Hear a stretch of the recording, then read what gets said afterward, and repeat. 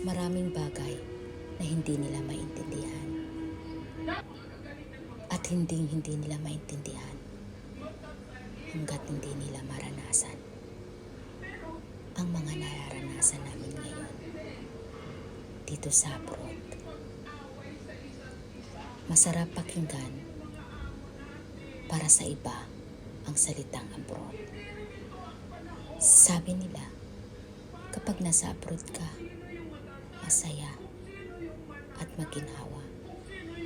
Pero ang totoo, kaakibat ang lungkot at pangungulila sa pamilya, sa anak, sa magulang.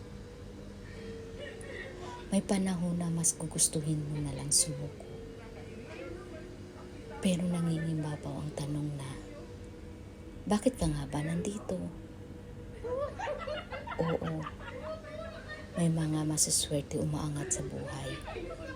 Pero aminin natin, hindi lahat pinagpapala sa buhay. Kaya kami, nasa abroad, minsan nagpapakita na lang namin na masaya kami. Kahit hindi.